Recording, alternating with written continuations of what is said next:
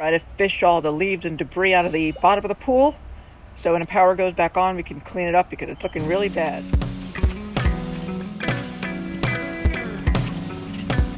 So there's one thing I want to bring up before we vacuum the pool. If you do a lot of DIY around the house, things don't always fit together properly. So I had gotten this hose converter on Amazon. It's so you could hook up different size hoses to different size vacuum parts for the pool, but it doesn't quite fit properly. So this part fits into the end of the hose, no problem. However, when I take my vacuum head and try to put this part on, but it's just the slightest bit loose.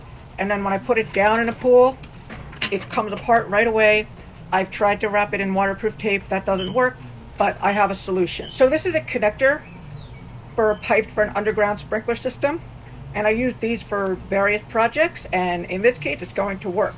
So we have our vacuum head, and we're going to fit that in here. And that is a very, very tight fit on there. And then our hose part also. That is also going to be a very tight fit. So now this won't come apart in the pool. Well, since the power is back on, I can run the pool pump. I just turned it on. Didn't get damaged. Going to sweep the bottom with the vacuum.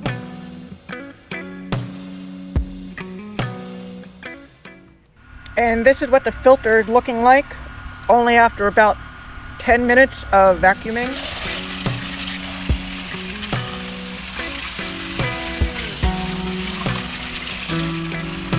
So it looks pretty good. We're going to pop that back in. We're going to vacuum up some more. And this is what the filter is looking like after we cleaned it and put it back in. So this is our second run with the vacuum, and we're going to clean this up now. Put the filter back in. We're going to do our chemicals, and very important, one thing I forget to mention that people always forget. You're taking the cover on and off a couple of times. You want to wipe the moisture and the dirt off here. The cover has the big O-ring here, and if you know, these filters could be a pain in the ass getting them back on if the O-ring is damaged or loose or not lubricated properly. So if you've taken the cover on and off a few times, it's a good idea to put some more lube on it.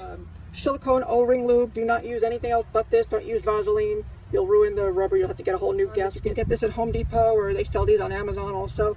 Always good to have around. You'll need for pool gaskets, and also if you have a treadmill, this you need to squirt underneath the belt to keep that lubricated too. So it's worth investing in a larger bottle. Wipe this, you can wipe this off like that. Can't get that around. Your cover went on there nice and smooth. So you tighten up the top, and we're ready to go again. So for my pool, I use a 5-way test. I know you're probably inclined to keep this in your shed. It's actually better to keep it inside the house because the heat will destroy all the chemicals in here. So again, keep this inside the house somewhere, not in the shed. Filled up the chlorine side with pool water, and there's not going to be anything in here. Should be up here, but there's nothing in there. So we know we have to add that. What we're going to do is for total alkalinity. So for this one, you just need to fill it to the bottom line. 1 drop of the green. Mix it around. And 1 drop of the blue. That around. Get this color to pale yellow or white. Should be 80 to 120 parts per million.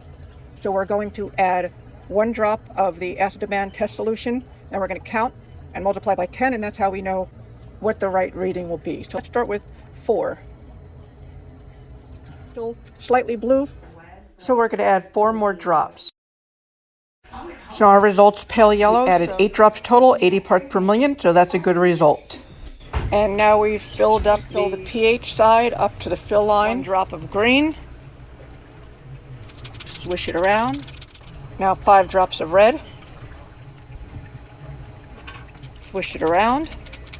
See, the pH is way too high, and we got to bring it down to this here, this orange salmon colored, and we do that by adding muriatic acid liquid. In order to figure out how much acid to use, we're going to acid demand alkalinity test solution.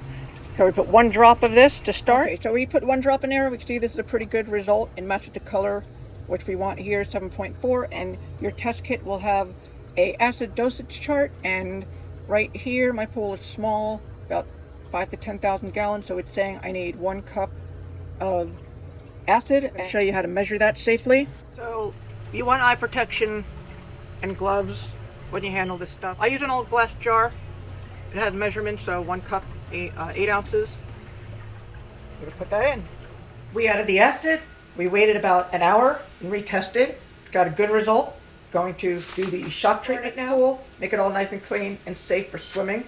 Run the pump about 8 hours. Don't want to put this in the middle of the day when it's sunny because the sun degrades the chlorine. To wait until the pool is either in the shade or wait until the sun goes down to add it, and then run the pump for a minimum of 8 hours.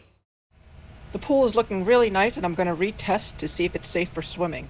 Here we go. As you can see, chlorine levels all the way up. Total alkalinity at 80 parts per million again. Perfect.